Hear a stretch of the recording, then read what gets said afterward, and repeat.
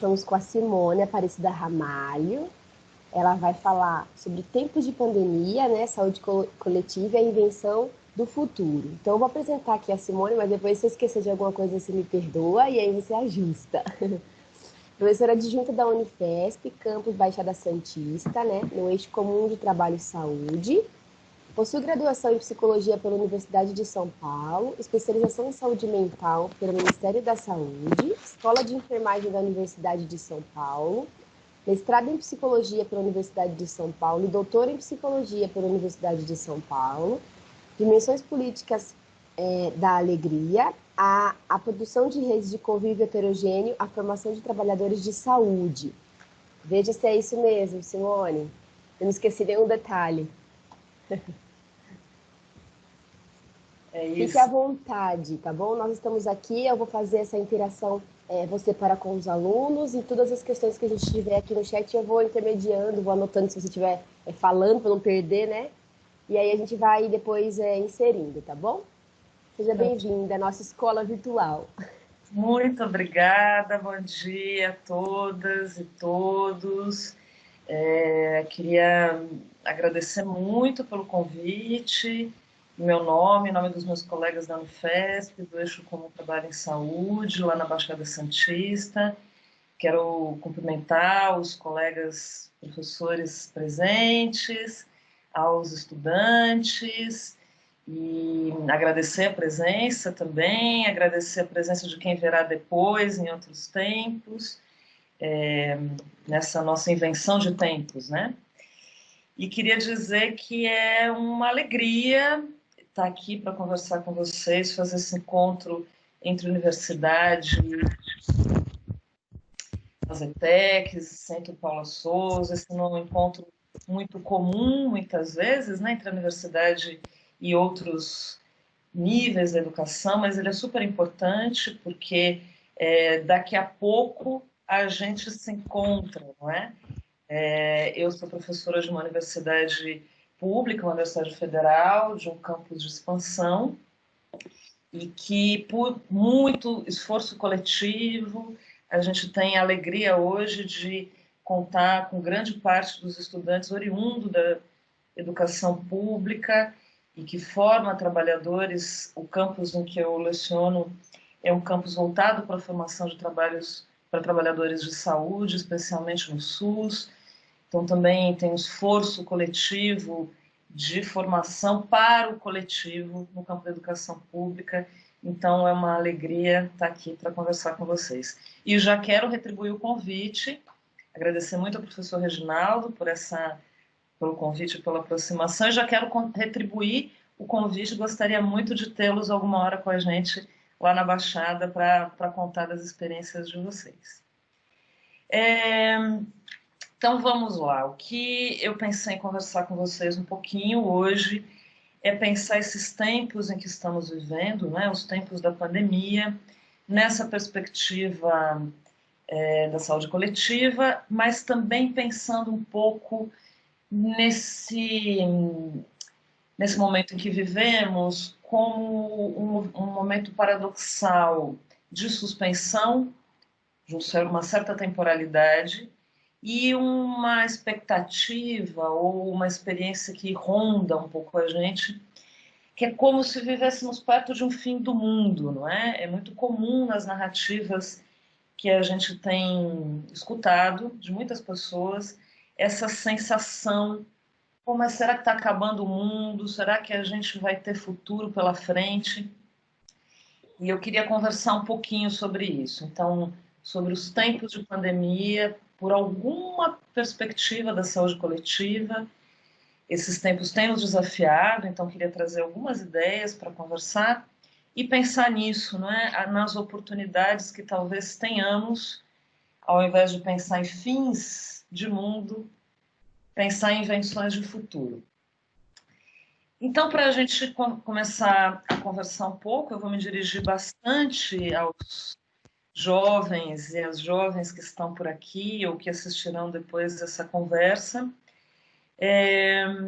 pensar nesses tempos, não é, que vivemos, que não têm sido tempos fáceis para nenhum de nós, mas que são tempos que nos afetam de formas muito diferentes e muito desiguais para cada um de nós, né? Para as mulheres, dadas as desigualdades que estruturam a sociedade brasileira, na verdade, que estruturam nossos modos de viver, mas atualmente vivemos num país bastante marcado por desigualdade de muitas ordens, vamos vivendo, enfrentando esses tempos de pandemia de formas muito distintas.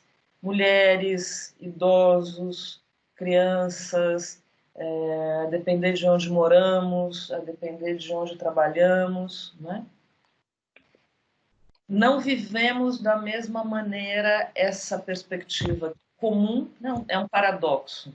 Estamos atravessados por um acontecimento comum no planeta, que é uma pandemia e o alastramento de um vírus, mas somos afetados de formas muito distintas por esse acontecimento que é a pandemia, né? E os impactos que ela tem na vida da gente.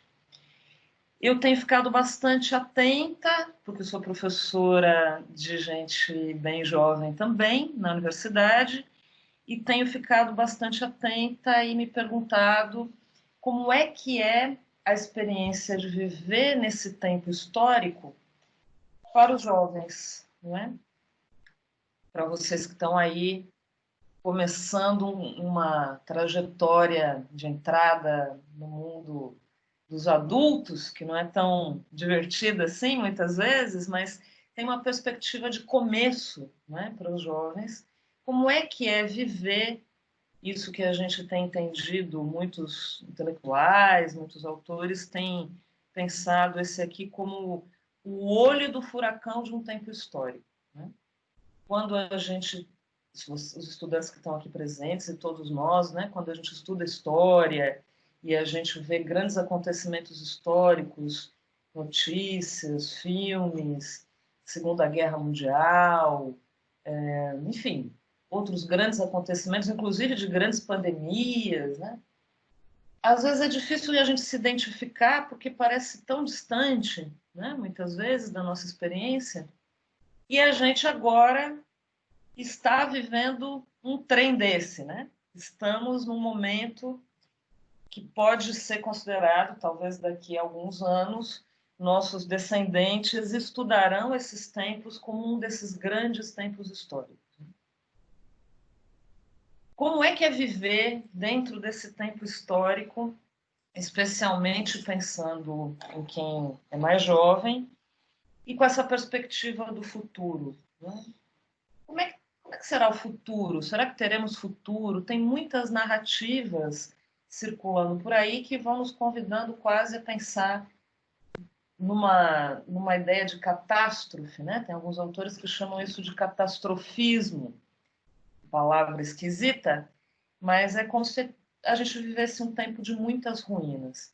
Como é que é essa experiência, uma questão para dialogar com vocês, de ser jovem, construir um futuro num tempo que muitas experiências, acontecimentos vão nos convidando a pensar na incerteza do futuro. E aí eu queria trazer algumas ideias para a gente conversar um pouco. Acho que é importante a gente lembrar que as coisas não estavam exatamente muito bem antes do acontecimento da pandemia, né? Essa sensação de fim de mundo ou de incertezas para o futuro, talvez, se a gente voltar um pouquinho antes do início da pandemia, a gente encontre algumas pistas, né, para essa sensação que tem nos acompanhado. Alguns autores, tem um professor muito bacana, na verdade uma grande referência do pensamento contemporâneo, que é um professor que se chama professor Ladislau Dolbor, que é professor de economia na PUC de São Paulo.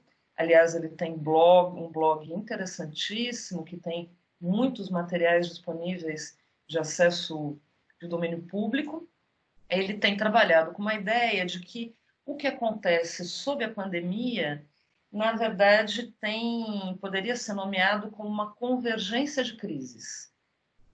O que experimentamos atualmente no contexto de pandemia mundial agrava, intensifica ou dá mais visibilidade para uma convergência de crises que já vinham acontecendo bem antes. Ele nomeia 3 crises importantes que convergem para esse acontecimento da pandemia, que talvez seja importante a gente destacar. Uma crise econômica mundial, né, que talvez coloque questões importantes para pensar os rumos do nosso modo de organização produtivo, econômico, na produção do trabalho, na distribuição da riqueza, que é o modo de produção capitalista, que tem dado sinais de, enfim, de que produz muitas dificuldades para os modos de viver nesse planeta. Uma segunda crise importante, derivada também do nosso modo de produzir trabalho, distribuir riqueza coletivamente no mundo, que é uma crise ambiental, né? Nós estamos imersos numa crise ambiental, e ambiental aqui, com referência ao que nomeia o professor Ladislau, estou aqui tendo em mente, quando falo em crise ambiental, os nossos modos de viver, todo mundo empilhado nas cidades, concentração urbana intensa. Vejam, que problema é esse para conter a pandemia com grandes aglomerações humanas que tem a ver com o nosso modo de se espalhar pelo planeta, né? Crise ambiental do ponto de vista do desmatamento, do ponto de vista do esgotamento dos recursos para a nossa própria sobrevivência como espécie por aqui, né? E que já dá, o curso dessa crise ambiental já dá sinais de que nós temos que nos preocupar muito mais com o que vem a partir dela do que com a própria pandemia, né? E a terceira convergência de crises, né? Terceira crise que converge no momento da pandemia, seria nossos modos de viver juntos, né? Como é que a gente tem encontrado neste planeta possibilidades de viver como sociedade, como coletivo, como grupos, que relações temos produzido comuns que nos permitem ainda poder ser chamados de humanos, né? Isso tudo tem sido muito difícil aí pelo mundo afora, todo mundo tem muitas notícias sobre isso, e no momento da pandemia, acho que essas crises ficam, a gente pode, na verdade, no momento da pandemia, a gente poderia encontrar uma grande apresentação dessa convergência de crises que já vinha nos dizendo que a vida não estava lá muito bem nesse nosso planeta azul, até chegarmos nesse acontecimento, numa grande crise sanitária global, e que não é só sanitária, não é? Porque a forma como a epidemia produz impactos na vida das pessoas, como eu ia dizendo, é absolutamente desigual, também acompanhando as nossas diversas formas de viver pelo mundo, que são muito desiguais, né? Então, os temas do trabalho, de como a gente mora, de como é que a gente vai ter acesso à água, comida, enfim, tudo isso é muito mais do que uma crise sanitária apenas acontecendo no mundo. Mas então, tomando essa ideia de que as coisas já não estavam muito bem, né? E quando acontece a pandemia, a gente tem uma grande oportunidade para olhar para como é que estava caminhando o mundo, eu queria trazer um pouco essa ideia da saúde coletiva, de como é que a gente pensa a saúde, né? Porque todo mundo está muito encharcado, vários de vocês que estão aqui, depois me contem, se a gente tiver a oportunidade, como é que está a experiência de vocês, estamos encharcados por um noticiário, por recomendações em relação à nossa proteção, em relação a um vírus, né? E a uma doença derivada da circulação desse vírus, que nos fala muito de doença, não é? Então, eu queria fazer esse exercício com vocês, de pensar como é que a gente tem olhado para essa pandemia por duas perspectivas. Uma delas é essa exatamente, que no campo da saúde, a gente tem colegas aqui que também são desse campo, a gente costuma nomear uma palavrinha que a gente usa muito, uma perspectiva biomédica, né? Que a gente vai olhar.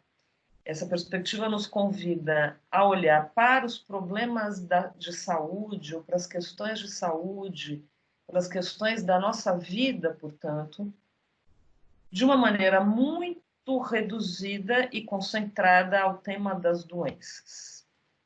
Por exemplo, isso que eu dizia agora há pouco, estamos encharcados neste contexto de pandemia. Há noticiários, recomendações que nos falam de doença. Nos falam de vírus, nos falam dos tratamentos médicos, do hospital, dos ventiladores, das UTIs, das vacinas, de tudo que temos que fazer para nos proteger, quase como se fosse uma condenação, um castigo, não é? O isolamento, o distanciamento físico, as máscaras, todo o nosso trabalho de desinfecção, quase como se a vida do hospital tivesse, esse ambiente hospitalar tivesse que invadir nossas casas e nossas vidas. E a gente só ouve falar na doença, né? Como se a gente estivesse, então, aqui muito bem e, de repente, aparece um ser, um vírus, que vem, sabe-se lá de onde, tem muitas teorias conspiratórias, inclusive, né, de onde teria vindo esse vírus, e aí ele provoca doenças, e a única coisa que a gente teria para fazer era cuidar de doenças a partir de um aparato que seria apenas biológico e médico. E aí todo esse outro cenário que a gente ia dizendo, que ia trazendo aqui para a conversa, mas esse mundo já não estava muito bem antes, como é que a gente conseguiu alastrar pelo planeta todo e de maneiras desiguais pelo planeta esse vírus?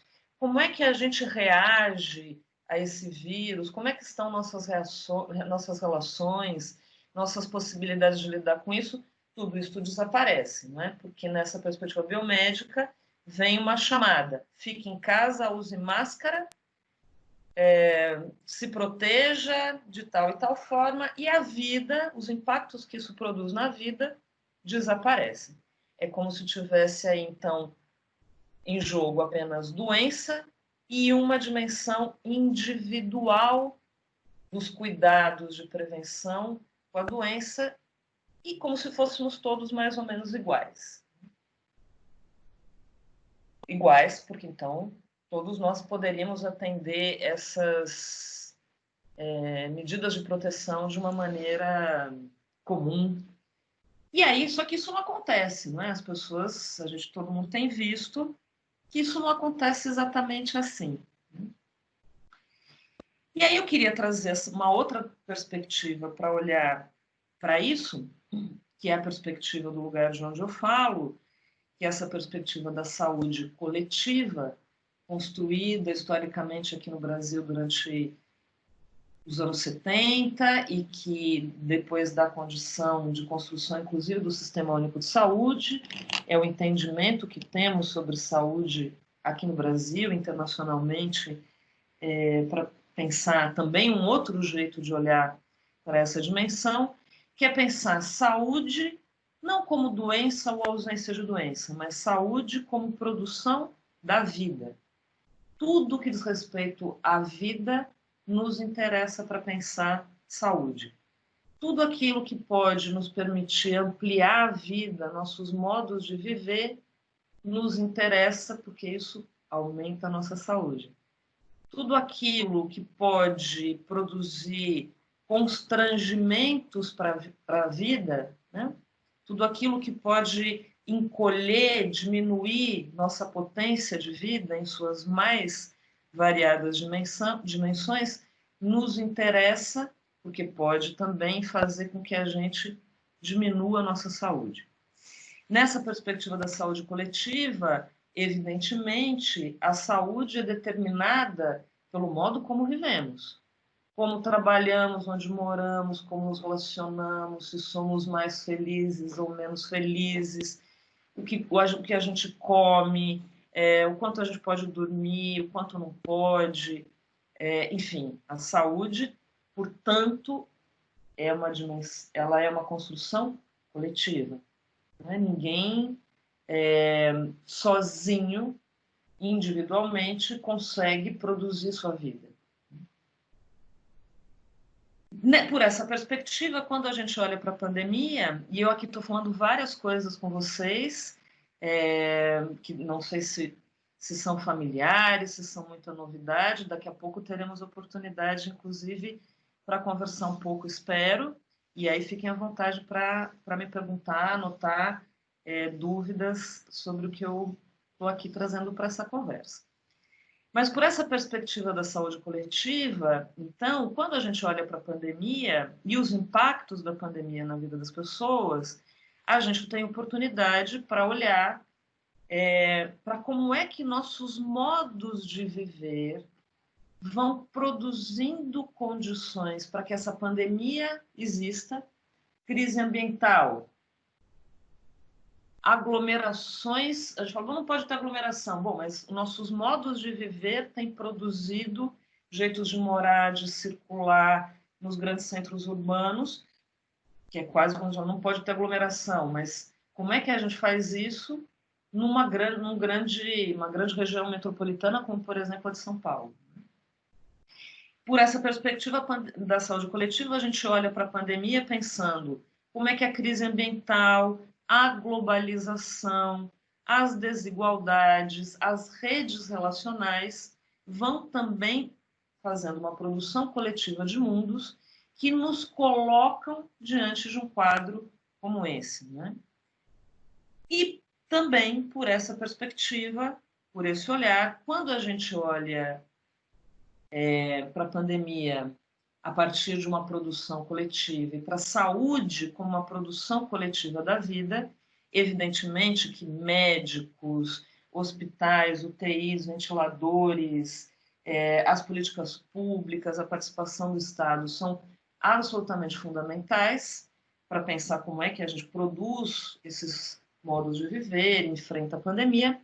Mas quando a gente olha por essa perspectiva coletiva da produção da vida, a própria saída para a pandemia não, mas para alguns dos desafios trazidos pela pandemia, nos colocam diante também de invenções, estratégias coletivas para enfrentar esses impactos nas nossas vidas.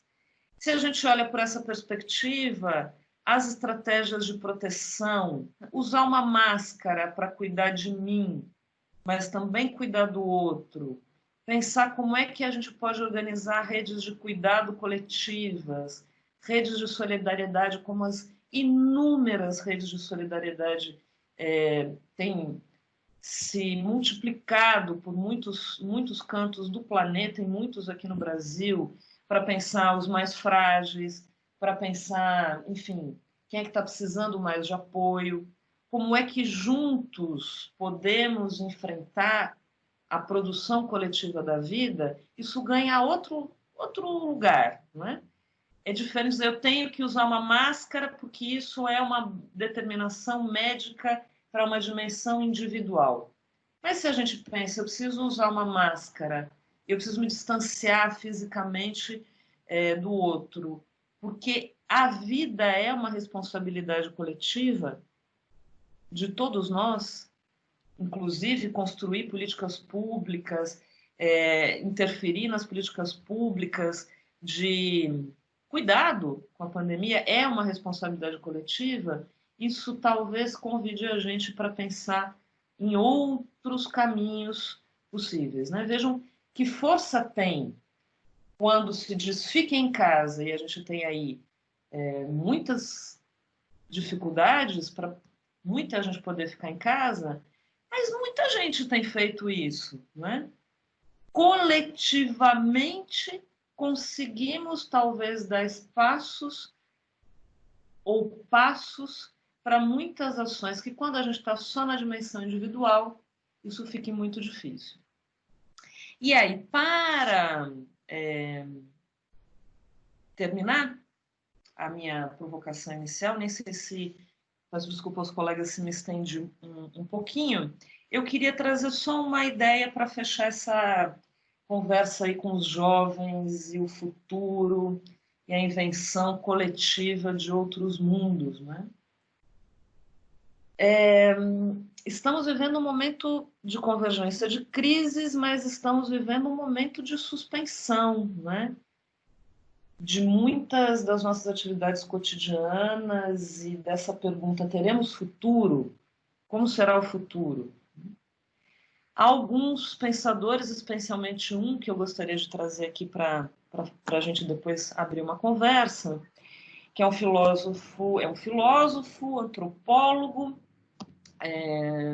francês, se chama Bruno Latour, que tem feito, nos convidado a um exercício de pensar este tempo aqui como uma grande oportunidade exatamente para que a gente olhe lá para aquelas crises, para aquele modo de viver o mundo, né, que estávamos produzindo coletivamente para os destinos do nosso mundo, do nosso planeta, e que a gente se pergunte: seguiremos por aí ou inventaremos outros futuros possíveis coletivamente? E ele tem nos convidado a fazer alguns exercícios que ele chama de pequenos gestos barreira, numa dimensão pequena, né, do cotidiano, que a gente possa começar a se perguntar, primeiro individualmente, cada um fazer um exercício de escrever no papel, depois fazer discussões coletivas. Já fica uma sugestão aí para todo mundo que quiser brincar um pouco com esse filósofo, um convite desse filósofo, escrever no papel, responder algumas perguntas. Quais atividades que estão suspensas agora que nós gostaríamos que fossem retomadas?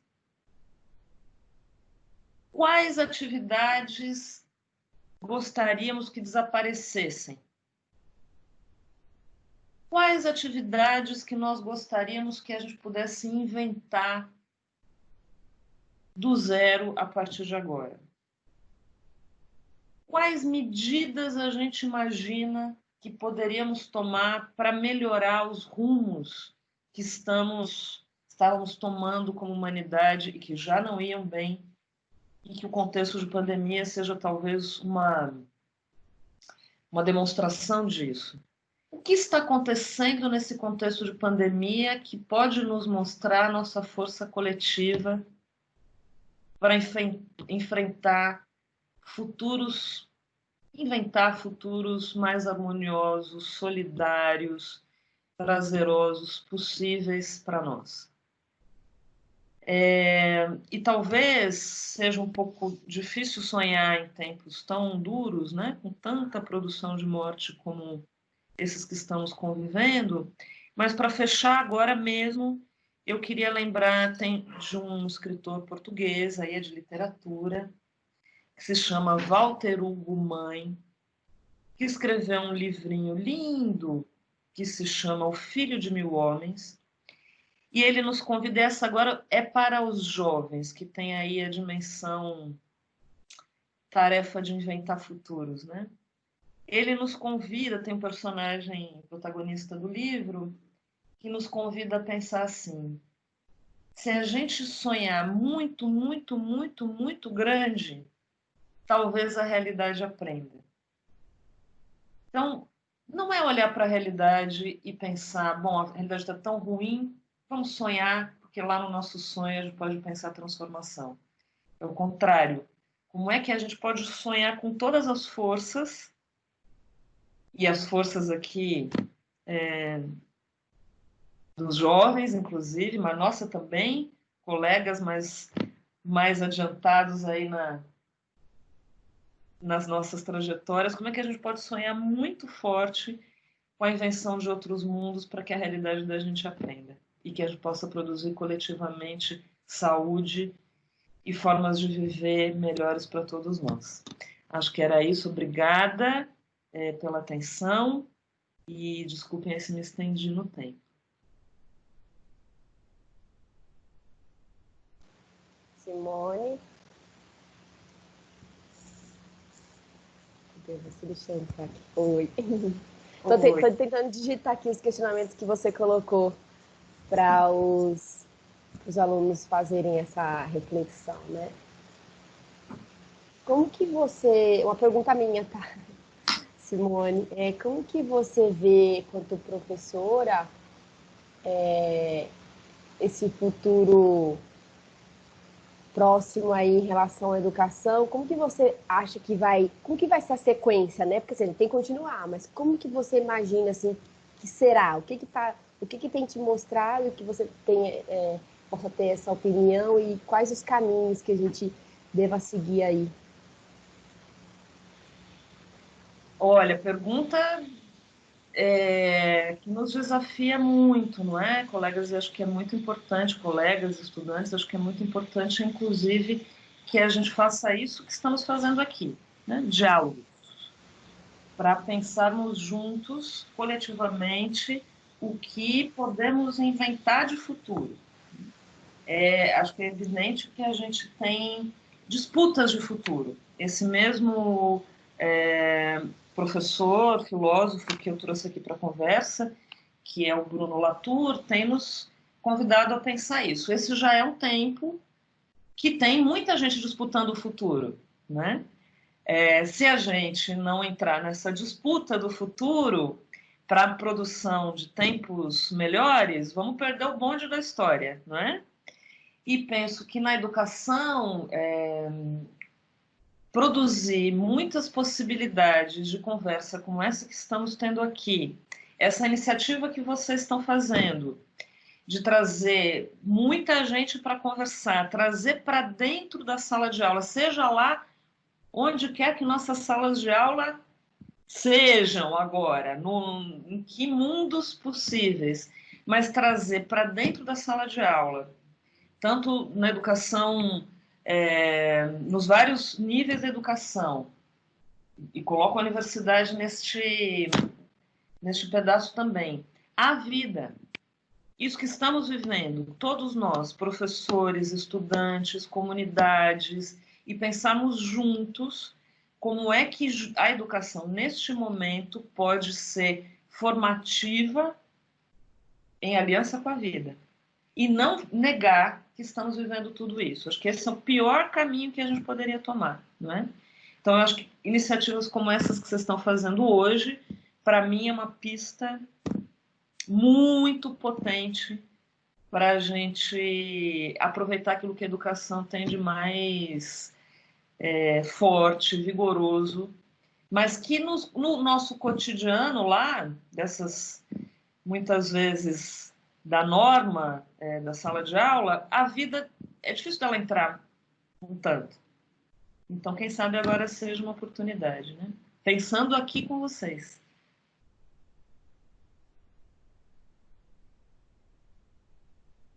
Sim, compreendi, Simone. Isso que acontece, assim, até uma questão aí, os colegas, então é a Aline, Fátima, Wilson. A Lu fez uma pergunta, eu já faço a sua, tá, Lu? É só para não perder a sequência aqui. Eu vejo assim, enquanto coordenadora do curso de segurança, né? O quanto eu já me considerava, mas assim, o quanto eu tive que me aproximar mais ainda dos alunos, mesmo com esse distanciamento, eu estou mais próxima deles agora do que até mesmo antes, assim, porque o contato é até de final de semana. Porque como é que você vê uma mensagem, como é que você vê um pedido de ajuda e você não conseguir responder assim, né? Sei lá, é uma cobrança até minha. Mas assim, como que a gente acaba entrando na vida das pessoas e como lidar com essas angústias, porque assim, você falar igual a minha avó, descobrir um santo para cobrir outro, né? E aí assim, desaparece um problema, mas aparece outro. Não sei se posso chamar de problema, mas um desafio, que é a gente ficar mais próximo, tá ali, dando apoio. Até o Guilherme colocou aqui na pergunta que você fez, quais atividades que estão suspensas agora que deveria voltar? Ele colocou as aulas. Então, assim, a saudade de estar ali no dia a dia, na rotina, né? Então, como que a gente pode auxiliar mais né, do que a gente já tem feito, que talvez a gente está tão mergulhado que não consegue enxergar outras possibilidades, mas como alcançar as pessoas, né? Assim como você, eu também prezo pela vida, eu acho que isso é essencial, é maravilhoso.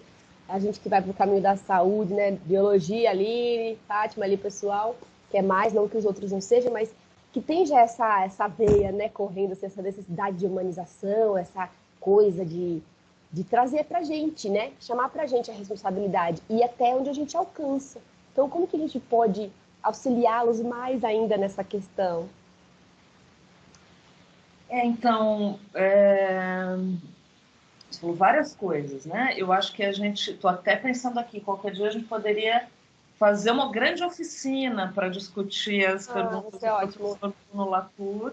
A gente tem feito em alguns espaços oficinas, eu trouxe aqui essas perguntas, porque a gente tem feito isso com trabalhadores de saúde, por exemplo, um exercício, né? Depois eu posso até deixar para vocês a indicação do texto do professor Bruno Latour, e podemos brincar, fazer algum encontro para fazer uma conversa, até porque, assim, isso nos dá uma dimensão um pouco de ludicidade para os desafios que a gente também tem colocados aí em tempos muito difíceis. Eu queria afirmar que, por mais que eu esteja trazendo aqui um convite para a gente pensar futuro, tempo de crise como oportunidade para isso, olhar para aquilo que já não estava bem antes da pandemia, como nossos processos formativos, o que não estava bem na escola, o que não estava bem na universidade, inventar outros jeitos.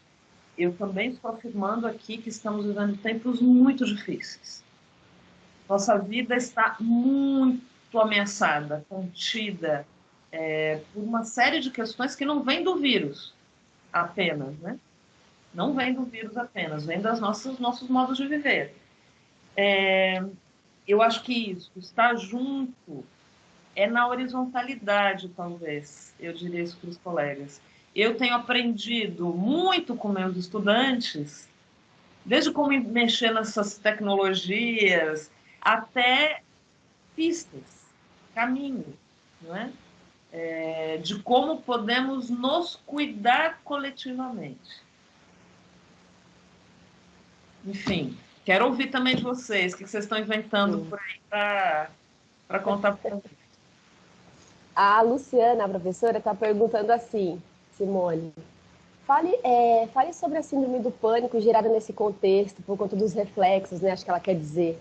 Tanto para os professores quanto para os alunos, tá? Porque são gatilhos, né? Assim você consegue descrever melhor e explicar. Mas a pergunta dela é essa.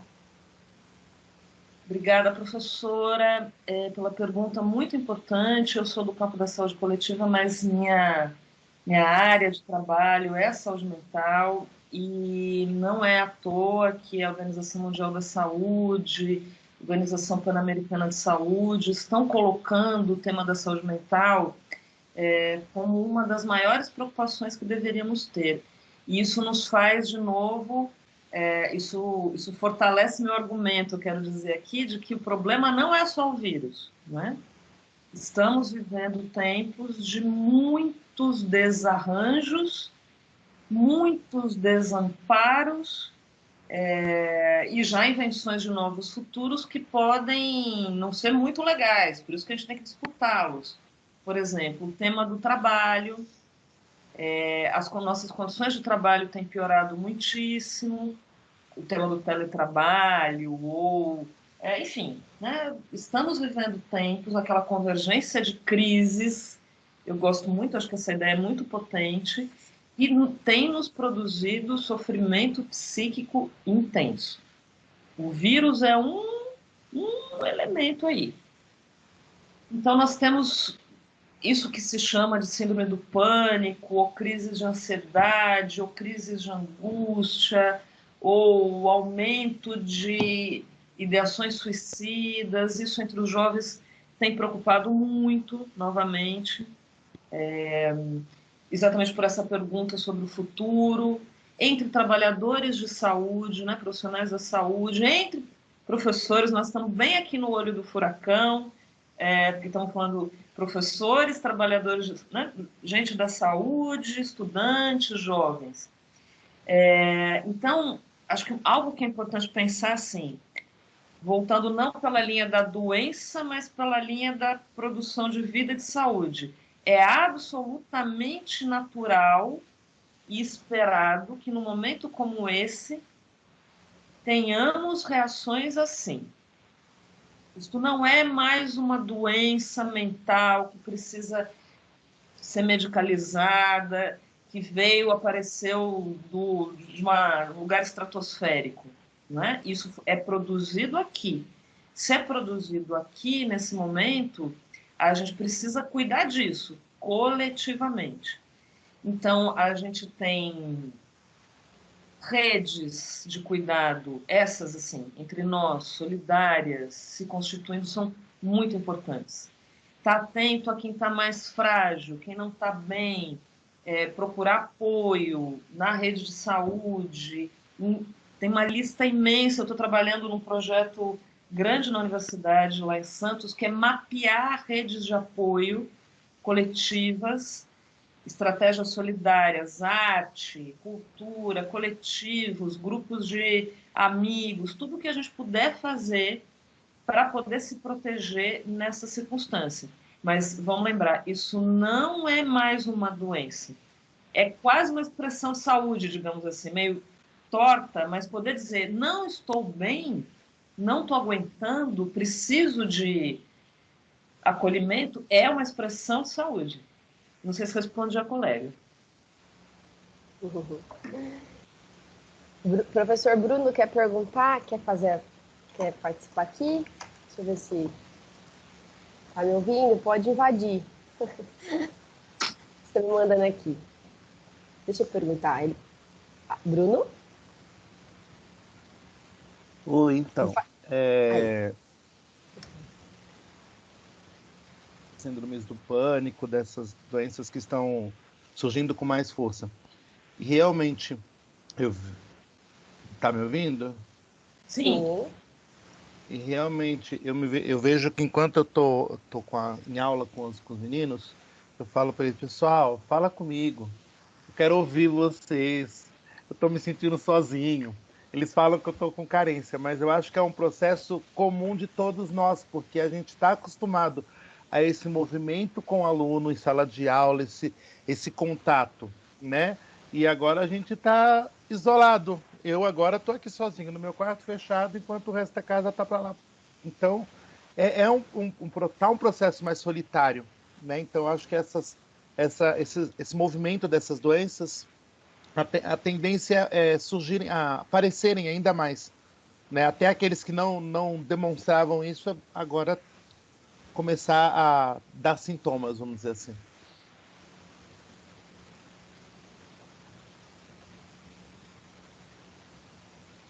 Obrigada, queria agradecer ao colega pela pergunta, pelo comentário. Acho que é isso, precisamos ficar atentos. Tem um tanto dos silêncios, né, nessas tecnologias, que a gente vai também interpretando o que é isso, né? O que silêncio, o que angústia, o que a gente dizer que não está aguentando é algo que a gente deva se preocupar, ou quanto que também é um jeito da gente se cuidar.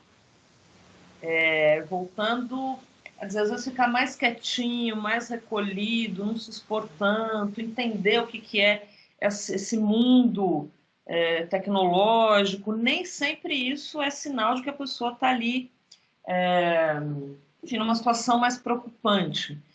Porque eu vou de novo convidar os colegas a tentar olhar não por essa chave da doença, né? Porque no campo, ainda mais no campo da saúde mental, isso às vezes vai simplificando uma complexidade dos modos de viver, enfim, e da gente...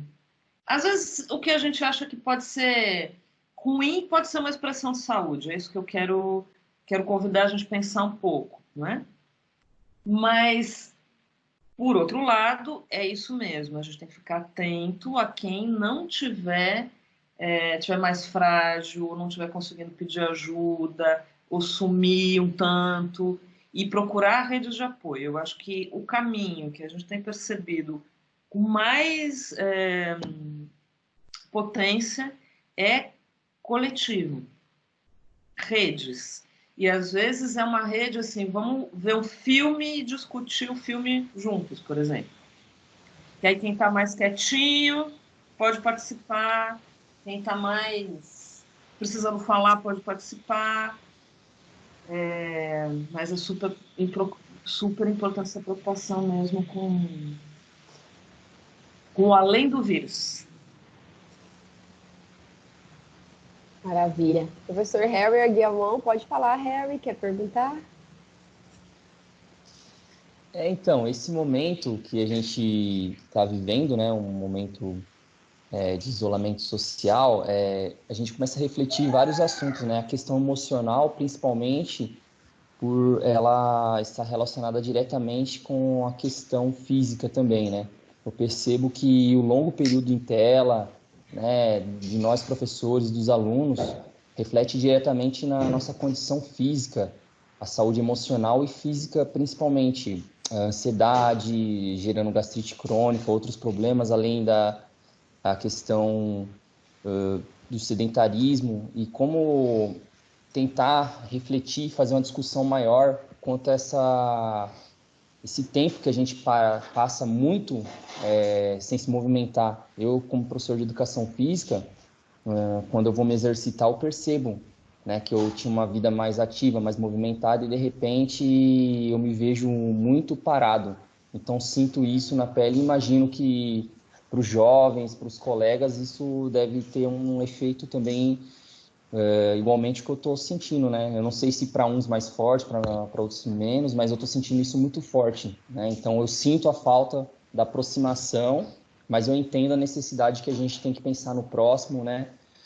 Viver mais as humanidades. A gente vive muito uma sociedade do desempenho, né? Esse é o grande ponto que eu coloco assim, né? Para a gente refletir. Eu acho que é uma reflexão.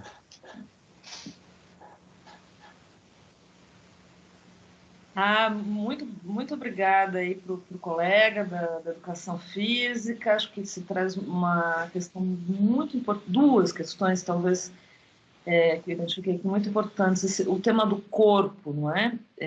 A gente falava da questão emocional, da subjetividade, mas o tema do corpo, como é que os nossos corpos estão sendo atravessados por todos esses acontecimentos. A mediação tecnológica, essas novas formas de trabalho, o próprio corpo que vai sendo muito biomedicalizado, né? Então a gente fica o tempo inteiro com medo de que vai pegar algo, olhando para o corpo de uma maneira que é menos da humanidade, né? E é mais quase como se a gente estivesse dentro do hospital, muitas vezes.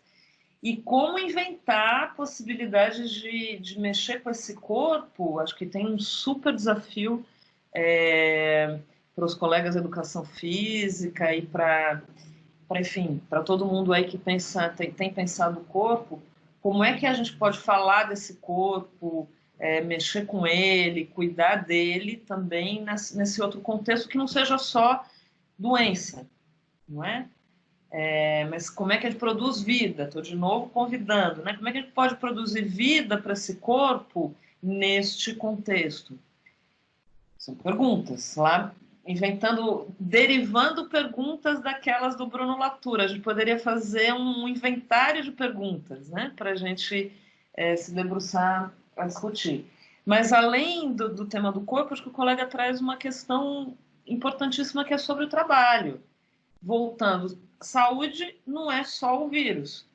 Se a gente continuar trabalhando em condições como as que a gente vinha já trabalhando antes, e agora, se a gente não disputar que futuros teremos aí pela frente, vai ser difícil ter saúde, né?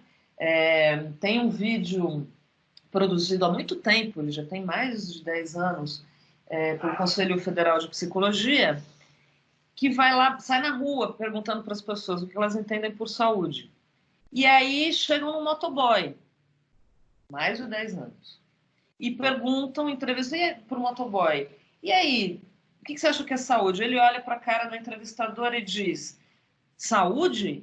Eu sou motoboy, Como é que eu posso ter saúde?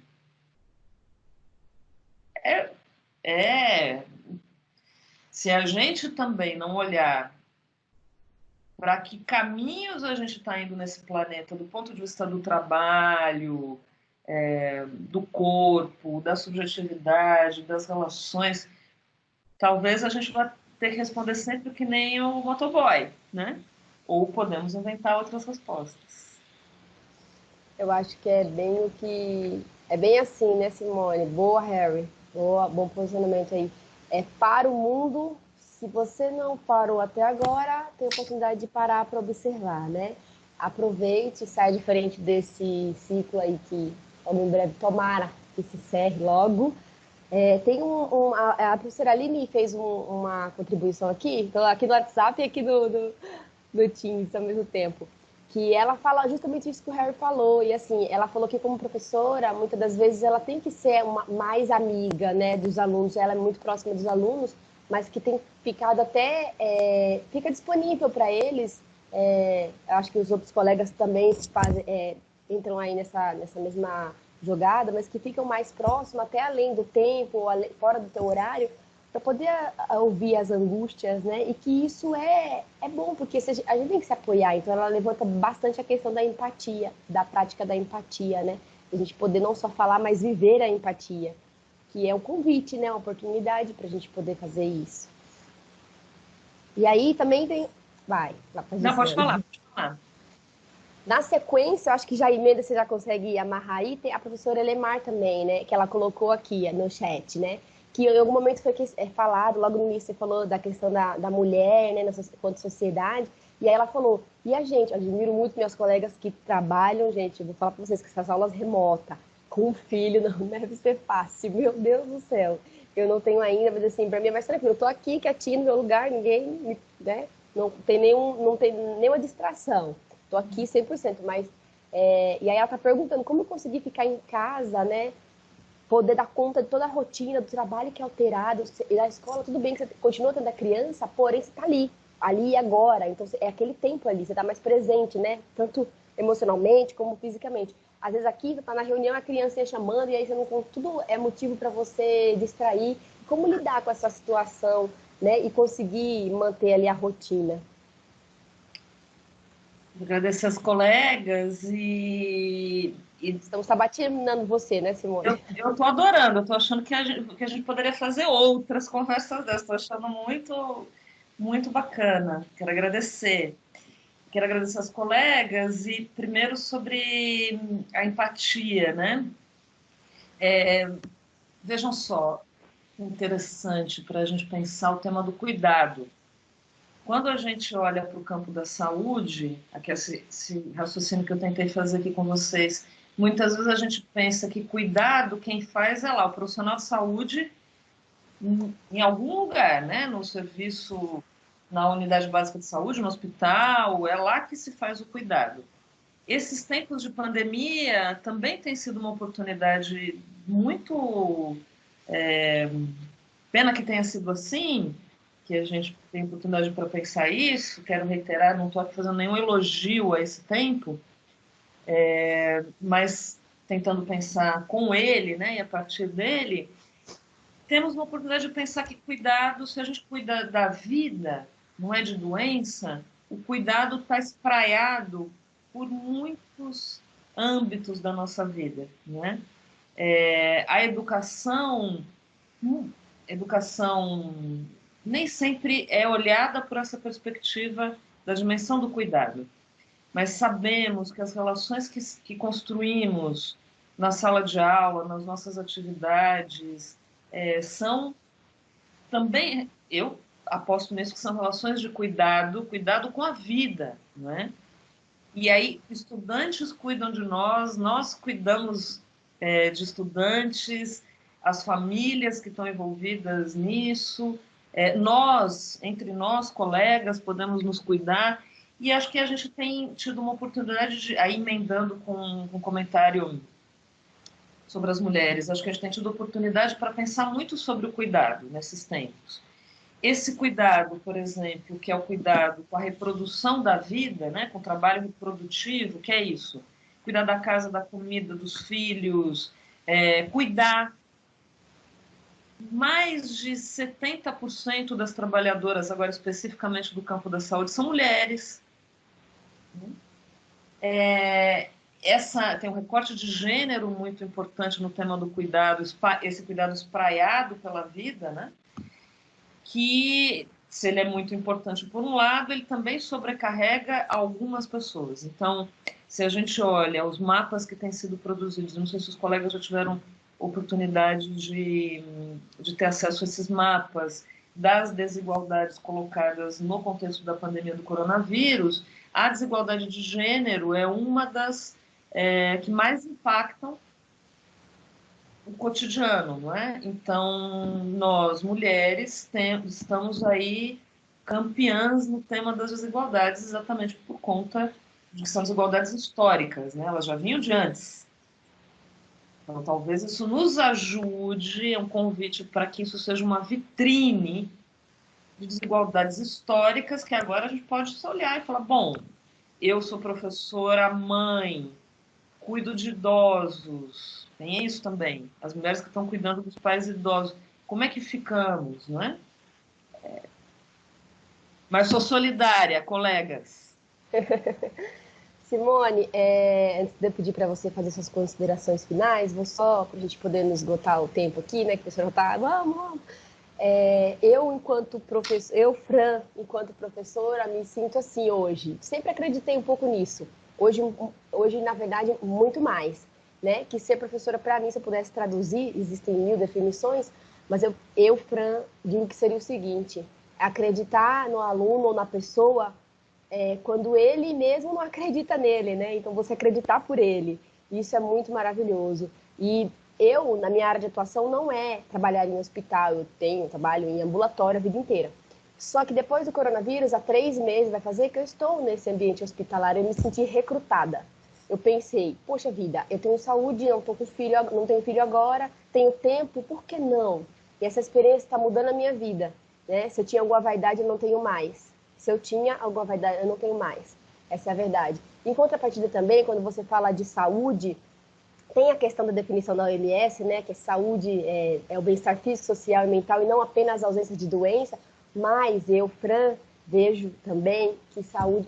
quando eu vou definir para os alunos, eu falo da OMS e falo a minha. Falo, mas tudo bem, a gente ensinou correto, mas só para estimular esse senso crítico, né? Ou então por que não pensar desse jeito também? Ou enfim... Mas imagina que tem um triângulo aqui atrás de mim, gente. Vou até tirar esse fundo aqui, que ele tá... Vou encerrar, senão o Moreira vai me matar. Vamos lá, peraí, deixa eu só tirar. Pra vocês poderem enxergar. Imagina que tem um triângulo aqui, atrás de mim, tá? No topo do meu triângulo aqui em cima tá escrito espiritualidade. Não importa. Tenha. Isso faz com que a gente se conecte com algo que é sobrenatural, ou chame de Deus, chame de lua, chame de luz, chame do que você quiser. Mas tenha isso, porque isso dá esperança, né? No ponto aqui da minha direita, da minha esquerda, do triângulo, fechando aqui, tá escrito atividade física e alimentação. Ah, Fran, lá vem você com blá blá blá. Não, tá? A gente é o que a gente come mesmo, esses efeitos, eles existem, tá? A gente pode perceber em vários alimentos que a gente consome, enquanto a carne, quando a gente... Enfim, a gente tem aí para outra hora também. Atividade física, faça assim, o corpo quando ele é movimentado, você fica mais esperto, te dá mais atenção, é para isso que a ginástica laboral serve, não para te condicionar, porque ela não tem esse poder, mas para te estimular, né? No outro ponto do triângulo aqui, tá escrito sono, né? Dormir por exaustão é uma coisa, por cansaço, aquele sono que você dá a noite inteira e não descansa, e o sono que realmente te renova. Então, a gente poderia falar horas e horas sobre os 3 pontos, mas só para vocês compreenderem o meu olhar em relação à saúde, que eu acredito nisso, que a gente deveria ir um pouquinho mais por esse caminho, não só não ter a doença, e eu colocaria na frase da OMS ainda, educação financeira, saúde financeira, porque pensa uma coisa que tira a paz da gente, é as contas desorganizadas e a falta do dinheiro, né? Geram consequências. Mas, enfim, é só para eu contribuir aqui um pouquinho com vocês, não vou me estender muito. Eu queria te agradecer muito pela sua gentileza, disponibilidade, simpatia, elegância. E eu queria que você fizesse suas considerações finais para a gente encerrar. Eu queria agradecer muitos colegas por estar aqui num dia de sábado, né? todo mundo aí muito firme, forte, disponível, e é assim que a gente vai transformar o mundo, ou mudar pelo menos nosso espaço, que é o nosso mundo, é ali onde a gente vive, né? Olha, muito obrigada, é um prazer. São essas coisas, como é que a gente inventa do nosso trabalho isso, novas conexões, novas relações, cuidado, possibilidade de mover o pensamento, né? Olhar para o passado, olhar para o presente, pensar como é que inventamos outros futuros, né? Sem nenhum romantismo, eu digo isso, mas se a gente não puder abrir pequenos espaços para pequenos gestos, para pensar para onde estamos indo, fica muito difícil respirar, né? Respirar tem sido o nosso grande assunto atualmente. Precisamos de respiro, não só de respiradores, a gente precisa de espaços para poder respirar, sonhar grande, para quem sabe essa realidade aprender, trocar e, fundamentalmente, construir modos coletivos, comuns, solidários de enfrentar tudo isso. Então, eu queria desejar um bom dia de trabalho para vocês, força nessas batalhas que temos aí pela frente, saúde, cuidado coletivo, e agradecer muito ao professor Reginaldo, aos colegas que estão aqui, e fico à disposição para a gente fazer outros papos desses, se acharem que é bacana, e também para a gente fazer trocas lá com a universidade, lá na praia. Obrigada, gente. Obrigada, Simone. Até mais. Obrigada, gente. Tchau, tchau.